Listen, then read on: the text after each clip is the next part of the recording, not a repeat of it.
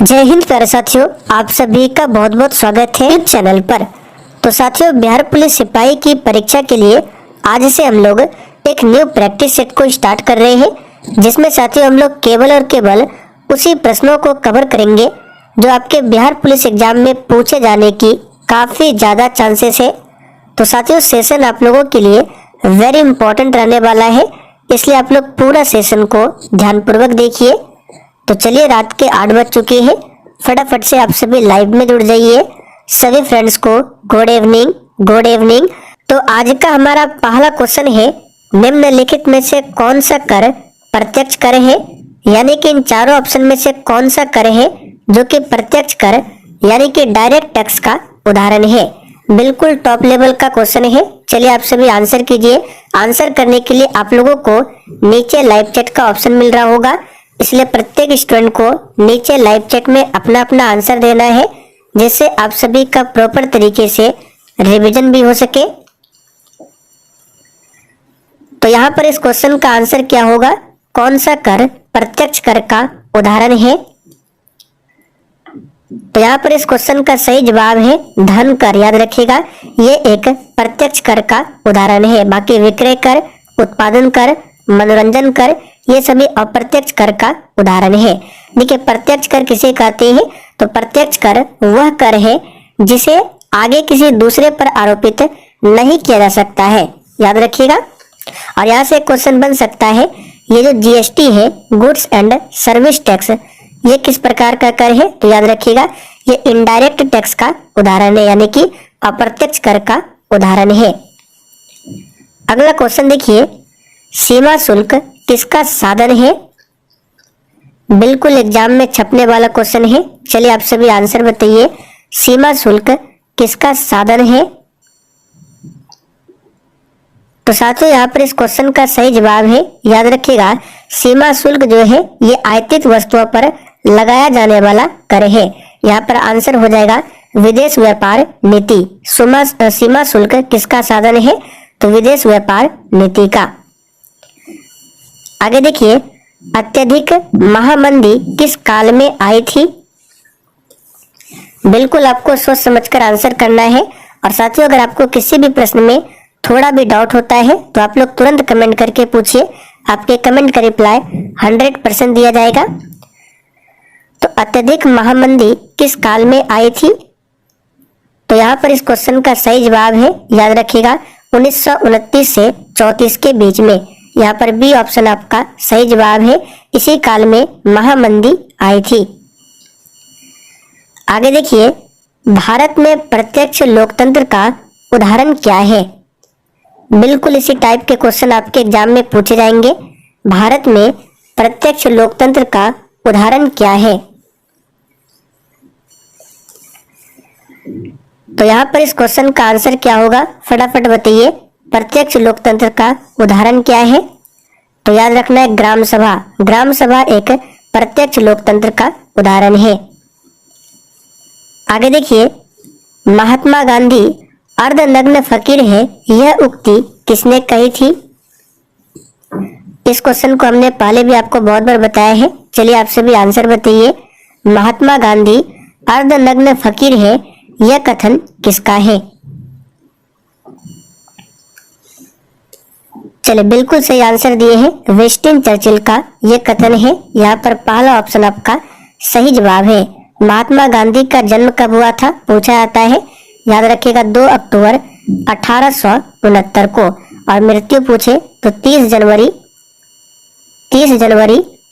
1948 को महात्मा गांधी की मृत्यु होती है। अगला क्वेश्चन है, भारतीय संविधान में मूलभूत अधिकार किस संविधान से लिए गए थे? चलिए, क्वेश्चन नंबर 6 के लिए आप सभी आंसर बताइए, भारतीय संविधान में जो मौलिक अधिकार है यानी कि मूलभूत अधिकार है, किस देश के संविधान से लिया गया है? बिल्कुल सही आंसर बता रहे हैं, याद रखिएगा, अमेरिका देश के संविधान से। यहाँ पर पहला ऑप्शन आपका सही जवाब है।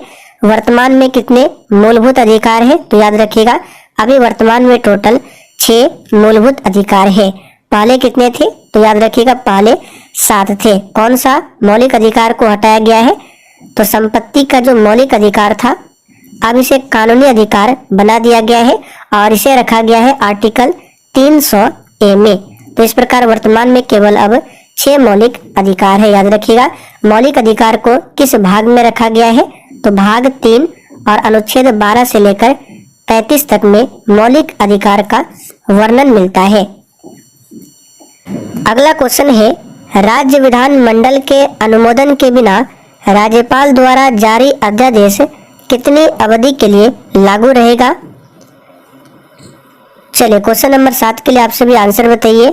यहाँ से आपको और भी क्वेश्चन ध्यान रखने हैं, जैसे कि राज्यपाल जो है ये अध्यादेश जो जारी करता है किस आर्टिकल के तहत? तो याद रखिएगा आर्टिकल 213 के तहत, और राष्ट्रपति जो अध्यादेश जारी करता है आर्टिकल 123 के तहत पूछा जाता है। याद रखिएगा। तो यहाँ पर इस क्वेश्चन का आंसर जो ही बच्चे लाइव चैट में ऑप्शन बी बता रहे हैं उनका बिल्कुल सही जवाब है 6 सप्ताह तक। आगे देखिए, इच्छा सब कष्टों का कारण है, इसका प्रचार करने वाला धर्म कौन सा है? चलिए क्वेश्चन नंबर 8 के लिए आप सभी आंसर बताइए।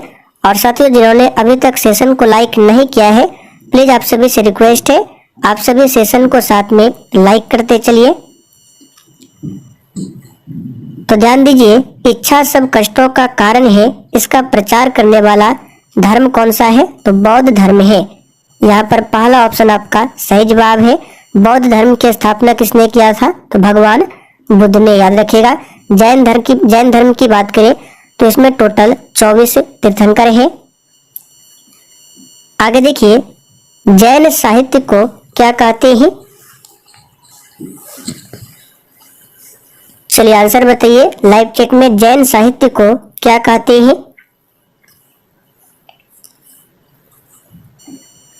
बिल्कुल सही आंसर बता रहे हैं। जैन साहित्य को क्या कहा जाता है? तो आगम कहा जाता है। यहाँ पर डी ऑप्शन आपका सही जवाब है, सही कर लीजिए। यहाँ पर क्या होगा? जैन साहित्य को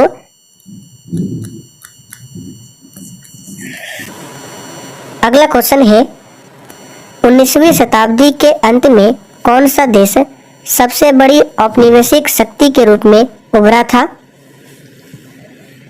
चलिए क्वेश्चन नंबर 10 के लिए आप सभी आंसर बताइए।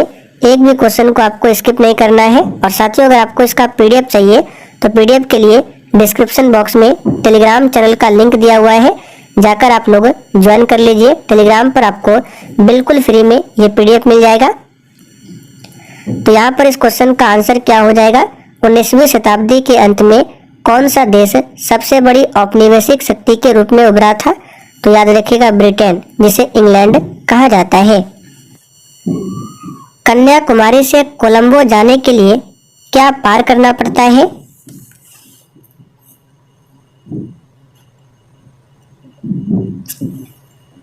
चलिए 12 के लिए आंसर बताइए फटाफट से। कन्याकुमारी से कोलंबो जाने के लिए आपको क्या पार करना पड़ेगा? तो यहाँ पर इसका आंसर हो जाएगा मन्नार की खाड़ी को। सी ऑप्शन आपका सही जवाब है, सही कर लीजिए। यहाँ पे मन्नार होगा। कन्याकुमारी से कोलंबो जाने के लिए आपको मन्नार की खाड़ी को पार करना पड़ेगा। आगे देखिए, भारत में निम्नलिखित में से किस राज्य में सबसे लंबी तट रेखा है?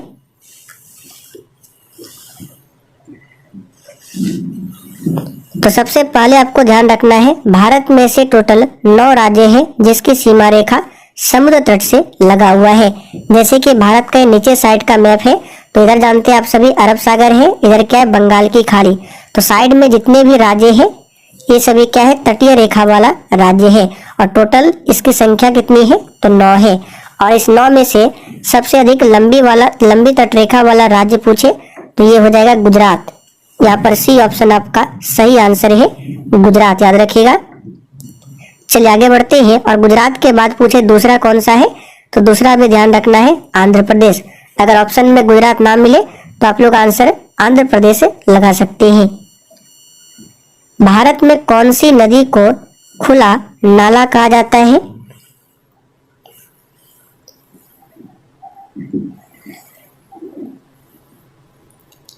तो यहाँ पर आपको ऑप्शन के अकॉर्डिंग चलना है।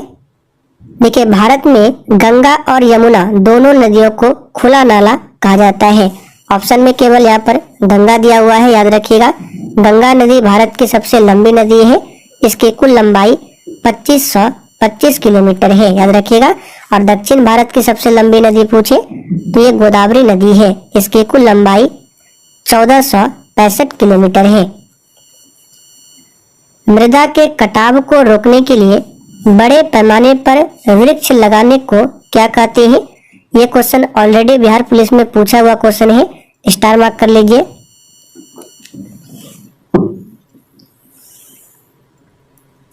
तो यहाँ पर इस क्वेश्चन का आंसर क्या हो जाएगा?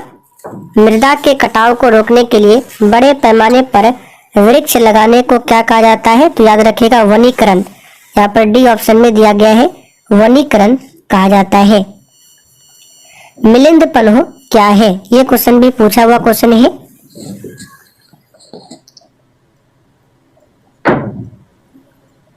तो यहाँ पर इस क्वेश्चन का आंसर क्या होगा? देखिए मिलिंद पन्ह जो है ये 100 ईसा पूर्व का एक बौद्ध काव्य है। तो देखिए डी ऑप्शन में दिया हुआ है, बौद्ध काव्य पाठ है। अगला क्वेश्चन है, उपराष्ट्रपति क्या होता है? लोकसभा का सदस्य होता है, राज्यसभा का सदस्य होता है, किसी भी सदन का सदस्य होता है, या फिर डी सांसद यानी कि संसद सदस्य नहीं होता है। चलिए महत्वपूर्ण क्वेश्चन है, आंसर बताइए आप सभी। तो देखिए ध्यान दीजिए, संविधान का एक आर्टिकल है 66 आर्टिकल क्या कहता है? तो इसके अनुसार उपराष्ट्रपति जो है संसद के किसी सदन का या किसी राज्य के विधानमंडल के किसी सदन का सदस्य नहीं होगा। तो यहाँ पर जो आंसर हो जाएगा डी ऑप्शन, सांसद यानी संसद सदस्य नहीं होता है। गवर्नमेंट ऑफ इंडिया एक्ट 1935 किस पर आधारित था? चलिए क्वेश्चन नंबर 18 के लिए आंसर बताइए। और साथियों सेशन के लास्ट में आपको कमेंट करके अपना अपना स्कोर जरूर बताना है, अपने आज के इस प्रैक्टिस सेट में कितने क्वेश्चन सही किए हैं। तो गवर्नमेंट ऑफ इंडिया एक्ट 1935 किस पर आधारित था? तो याद रखिएगा साइमन कमीशन पर आधारित था। यहाँ पर पहला ऑप्शन आपका सही जवाब है, साइमन कमीशन। अगला क्वेश्चन है, विश्व का चक्कर किस यात्री ने सर्वप्रथम लगाया था? चलिए क्वेश्चन नंबर 19 के लिए आंसर कीजिए। बहुत ही ज्यादा महत्वपूर्ण क्वेश्चन है, ये स्टैटिक जीके का क्वेश्चन है और इस तरह के क्वेश्चन एग्जाम में पूछे जाते हैं। तो साथियों विश्व का चक्कर किस यात्री ने सबसे पहले लगाया था? तो याद रखिएगा मैगलन ने। इसका पूरा नाम ध्यान रखना है, फर्डिनेंड मैगलन ने। और ये कौन था? एक पुर्तगाली खोजकर्ता था। और वास्को डी गामा की बात करें तो ये भारत आने वाला पहला पुर्तगाली यात्री था, जो कि 1498 ईस्वी में ये भारत आया था। भारतीय मानक समय का ग्रीनविच स्टैंडर्ड टाइम से कितने घंटे का अंतर है?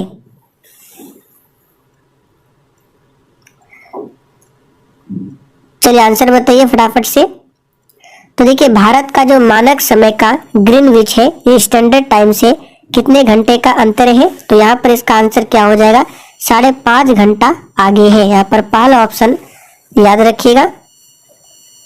आगे देखिए, सार्वभौमिक रूप से भारत में मताधिकार का प्रयोग कब हुआ था? चलिए इस क्वेश्चन पर आप सभी स्टार मार्क कर लीजिए, बिल्कुल एग्जाम में छपने वाला क्वेश्चन है।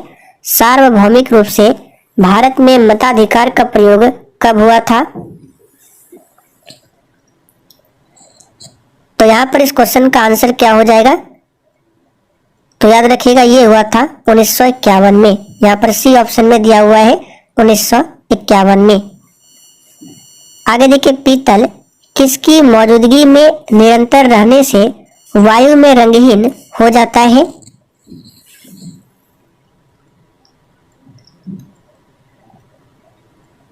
तो यहाँ पर इस क्वेश्चन का आंसर क्या होगा? Hydrogen sulphide. याद रखिएगा हाइड्रोजन सल्फाइड की उपस्थिति में हवा में जो पीतल है वो रंगहीन हो जाता है। आगे देखिए, हार्मोन के रूप में कार्य करने वाले प्रोटीन का उदाहरण कौन सा है? और जिन्होंने अभी तक सेशन को लाइक नहीं किया है फटाफट से आप सभी सेशन को साथ में लाइक करते चलिए। तो हार्मोन के रूप में कार्य करने वाले प्रोटीन का उदाहरण कौन सा है? तो इसे भी याद कर लीजिए, एग्जाम के लिए काफी ज्यादा इंपॉर्टेंट क्वेश्चन है। कौन सा है? तो इसका सही जवाब है ऑक्सीटोसिन, जो कि बी ऑप्शन में दिया हुआ है। अगला क्वेश्चन है, पारिस्थितिकी प्रणाली में प्राथमिक उत्पादक कौन होता है? चलिए क्वेश्चन नंबर 24 के लिए आंसर कीजिए। पारिस्थितिकी प्रणाली में प्राथमिक उत्पादक कौन होता है? तो यहाँ पर इस क्वेश्चन का आंसर क्या हो जाएगा? याद रखिएगा, पादप होता है।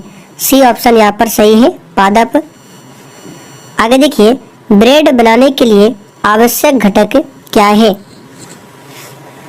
चलिए 25 के लिए आंसर कीजिए फटाफट से। ब्रेड बनाने के लिए आवश्यक घटक क्या है? तो यहाँ पर इसका आंसर क्या हो जाएगा? खमीर। ब्रेड बनाने के लिए ये आवश्यक घटक है। आगे देखिए, निम्नलिखित में से किस हार्मोन को आपातकालिक हार्मोन कहते हैं?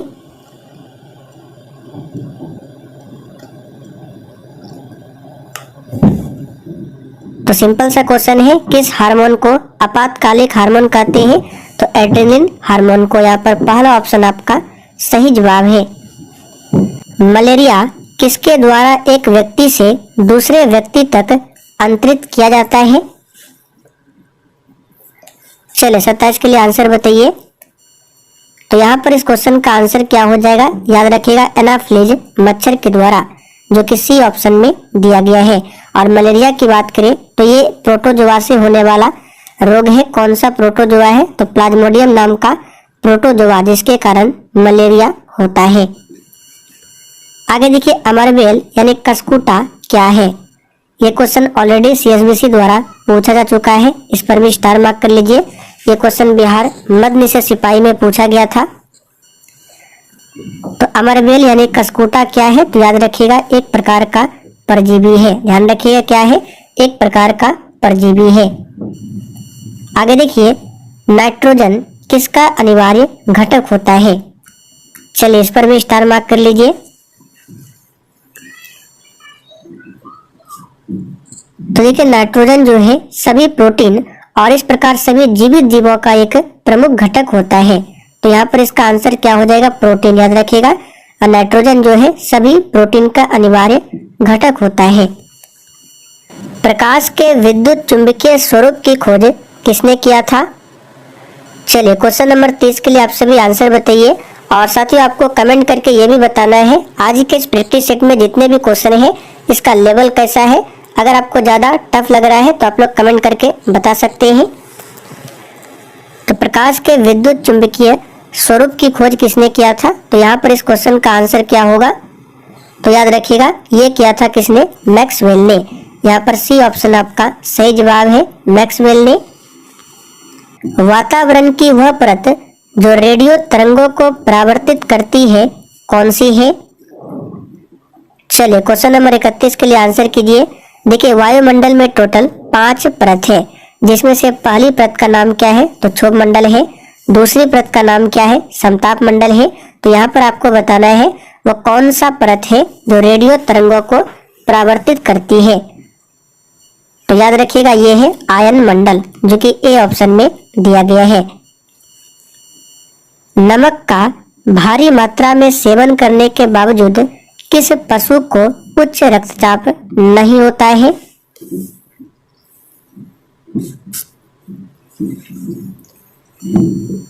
तो प्यारे साथियों, क्वेश्चन नंबर 32 के लिए आंसर यहाँ पे हो जाएगा ऊंट। याद रखिएगा, क्या हो जाएगा? ऊंट। अन्य पशुओं की तुलना में ऊंट जो है ये रोजाना लगभग 8 गुना अधिक नमक का सेवन करता है। इसके बावजूद भी ऊंट में उच्च रक्तचाप की शिकायत नहीं होती है। निम्नलिखित में से कौन ऑक्सीजन रहित रक्त मानव शरीर के विभिन्न भागों से हृदय में लाता है? चलिए 33 के लिए आंसर कीजिए। तो यहाँ पर इसका आंसर क्या हो जाएगा? तो यहाँ पर इसका आंसर हो जाएगा नसें। ये क्या करता है? ऑक्सीजन रहित रक्त को मानव शरीर के विभिन्न भागों से हृदय में लाता है। आगे देखिए, निम्नलिखित में से कौन एक गर्म रक्त वाला जानवर है? चलिए क्वेश्चन नंबर 34 के लिए आंसर बताइए। निम्नलिखित में से कौन एक गर्म रक्त वाला जानवर है? तो यहाँ पर इसका आंसर हो जाएगा बंदर। याद रखिएगा क्या हो जाएगा? बंदर। आगे देखिए, पित्त कहाँ संग्रहित होता है?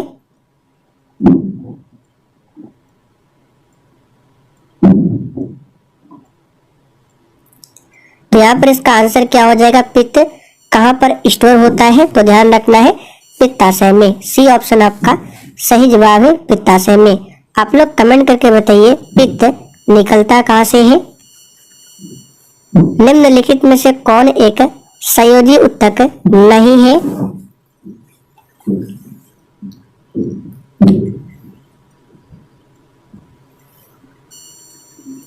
तो इन चारों ऑप्शन में से कौन एक संयोजी उत्तक का उदाहरण नहीं है? तो याद रखिएगा हृदय मांसपेशी, ये संयोजी उत्तक नहीं है। मांसपेशियों में थकान किसके इकट्ठा होने से होती है? ये तो सिंपल सा क्वेश्चन है, लैक्टिक अम्ल के इकट्ठा होने से। निम्नलिखित में से किस तरंग की आवृत्ति सबसे अधिक है?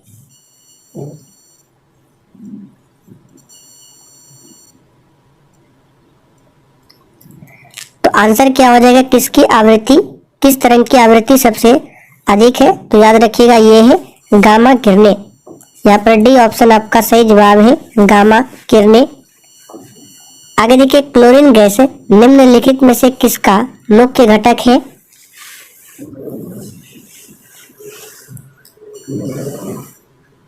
तो साथियों क्लोरीन गैस जो है अश्रु गैस का एक मुख्य घटक है। यहाँ पर बी ऑप्शन आपका सही जवाब है, जिसे क्लोरोप्रीन के नाम से भी जाना जाता है। भगवान जिन्होंने हमें जीवन दिया उसी समय पर हमें स्वतंत्रता भी दी है, ये किसने कहा था?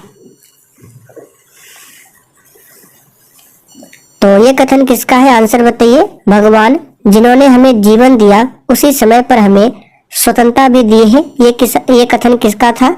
तो याद रखिएगा जेफरसन का। किसका था? थॉमस जेफरसन का। किस स्थान पर हड़प्पन समय के रथ की एक प्रतिमा प्राप्त हुई थी? चलिए क्वेश्चन नंबर 41 के लिए आंसर बताइए।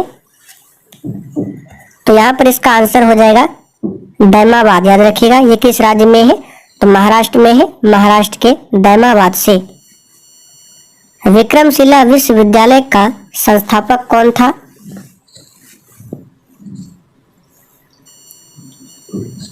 सिंपल सा क्वेश्चन आप सभी जानते हैं, धर्मपाल था। पाल शासक कौन था? धर्मपाल, जो कि सी ऑप्शन में दिया गया है। आप लोग कमेंट करके बताइए नालंदा विश्वविद्यालय की स्थापना किसने किया था? जब भारत स्वतंत्र हुआ उस समय इंग्लैंड के प्रधानमंत्री कौन थे?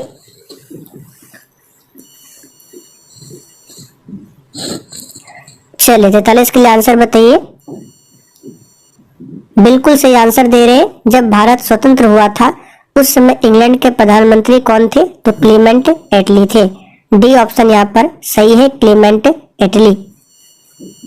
निम्नलिखित में से कौन सी पर्वत श्रृंखला यूरोप तथा एशिया को अलग करती है? तो ये क्वेश्चन भी एग्जाम के लिए काफी ज्यादा इंपॉर्टेंट रहेगा। याद रखिएगा ये है यूराल पर्वत श्रृंखला। ये यूरोप तथा एशिया को एक दूसरे से अलग करती है। अगला क्वेश्चन है, निम्नलिखित में से किस शहर में विश्व का दूसरा सबसे लंबा समुद्री तट स्थित है? ध्यान दीजिए यहाँ पे विश्व में पूछा गया है, न कि भारत में। तो क्वेश्चन नंबर 45 के लिए यहाँ पर आंसर क्या हो जाएगा? तो ये हो जाएगा चेन्नई में स्थित है, जिसका नाम है मरीना बीच। याद रखिएगा मरीना बीच, जो कि विश्व का दूसरा सबसे लंबा क्या है? समुद्री तट है। ध्यान रखिएगा। आगे देखिए, निम्नलिखित में से कौन सा युग्म सही नहीं है? तो यहाँ पर इस क्वेश्चन का आंसर क्या होगा? देखिए 10 MB में दिया हुआ है 10,240 KB, जो कि बिल्कुल सही है। 1 GB में 10,240 MB दिया हुआ है, ये गलत है, क्योंकि आप सभी जानते हैं, आप लोग डेली यूज करते हैं। 1 GB में होता है 1000 24 MB। तो यहाँ पे देखिए बी ऑप्शन में ये गलत दिया हुआ है, बाकी सभी सही है। 1 TB में 1024 GB, 1 KB में 10,024 बाइट, ये सभी सही है। एग्जाइल नामक पुस्तक किसने लिखी है? सही आंसर है तस्लीमा नसरीन ने। यहाँ पर सी ऑप्शन आपका सही जवाब है, तस्लीमा नसरीन ने। भारत का कौन सा पड़ोसी देश सार्क का संस्थापक सदस्य नहीं है? यहाँ पे आपको सार्क का फुल फॉर्म ध्यान रखना है, जो कि होता है south Asian association for regional cooperation. इसकी स्थापना 1985 में किया गया था। तो इसके संस्थापक देश कौन कौन से हैं? सबसे पहले ये आपको पता होना चाहिए। तो देखिए इसकी स्थापना बांग्लादेश, भूटान, भारत, मालदीव, नेपाल, पाकिस्तान और श्रीलंका द्वारा किया गया था। तो अफगानिस्तान नहीं था संस्थापक में। अफगानिस्तान जो है ये बाद में 2007 में सार्क में जुड़ा था। किस राज्य में आदि शंकराचार्य की 108 फीट ऊंची प्रतिमा समानता की प्रतिमा को लोकार्पण किया गया है? ये करंट अफेयर्स का क्वेश्चन है। तो यहाँ पर इसका आंसर क्या हो जाएगा? मध्य प्रदेश। आखिरी क्वेश्चन है, 9 सितंबर 2023 को अफ्रीकी संघ औपचारिक रूप से किस समूह में शामिल हो गया है? चलिए वेरी वेरी इंपॉर्टेंट क्वेश्चन है, आंसर बताइए आप सभी। तो इसका सही जवाब है G20 में। सी ऑप्शन यहाँ पर सही है, G20 में, ध्यान रखना है। तो चलिए साथियों आज के लिए इतना ही। अब आप लोग कमेंट करके बताइए आपने आज के इस 50 क्वेश्चन में कितने क्वेश्चन के सही सही आंसर दिए हैं। और अगर आपको क्वेश्चन ज्यादा हार्ड लगा हो तो आप लोग कमेंट करके बता सकते हैं, फिर कल से इजी क्वेश्चन कराया जाएगा।